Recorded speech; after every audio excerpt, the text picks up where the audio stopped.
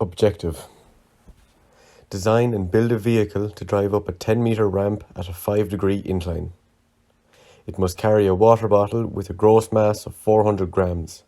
Must only use parts supplied by the lecturer. Teams of 5 will compete against each other. The team with the quickest time is the winner.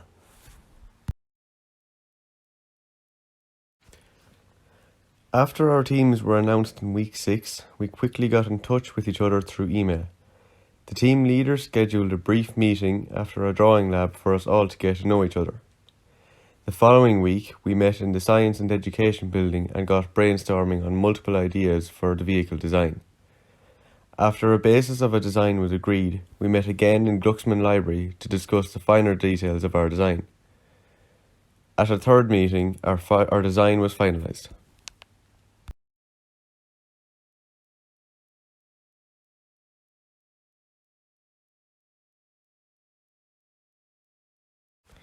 In week 8, we were introduced to the workshop, where we would build our vehicles during a 2-hour slot each week for 3 weeks. We were given demonstrations on how to draw the aluminium sheets, cut and form the sheets, and also how to use the tools supplies in the workshop. These included simple hand tools such as hacksaws, chisels, hammers, scribe and tri-square, but also bench tools such as the guillotine and press brake.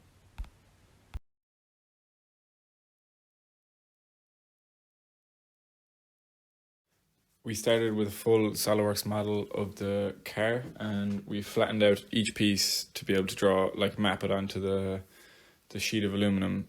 And we made sure that we had enough space to do the chassis, and then the only other piece we had to make was the bottle holder. Then we marked each piece out and started cutting them. David cut the bottle holder, and then I started on the chassis, while the two lads started working out how long the axles had to be and started on them. After the first lab, we had all of the chassis cut out and the bottle holder cut out with all the sides deburred and ready to go for the next lab. Beautiful, guys. Stunning.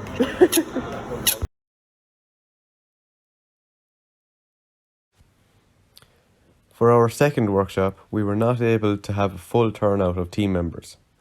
However, we had a solid plan in place so that the few members that were present were able to keep production running smoothly, and great progress was made. The chassis was ready for forming from the previous lab. This took time and precision, particularly when forming the mounts for the rear axle to ensure a smooth rotation of the axle with no turning effects. Once the chassis was completed, the components had to be attached: the motor, axle brackets, battery pack and the bottle bracket.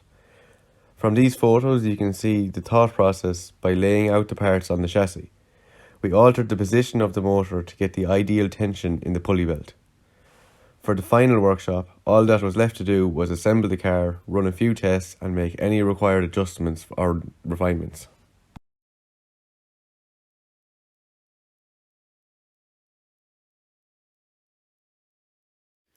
The final lab, we had to attach the bottle holder to the chassis by drilling 2 holes in the front and making sure that the bottle was over the axle, and we just bent the back part of it, just fiddled with it until the bottle was grand. Then we started the assembly on everything, made sure the battery holder fit grand with the rest of the car, and then we adjusted the slots with the motor on it to make sure the belt was in tension and the two pulleys were the right distance away from each other to deliver the power uniformly. Then we started the testing. The testing went fairly well, didn't have any problems. The car veered left a small bit, so we went back to the spaces between the axles and the wheel brackets. So made sure they were straight, and it went a little bit straighter. Still veered left a bit, but should be okay. We got up in a good time, and we were happy enough for the race to come. Can someone catch it? Yeah. All good?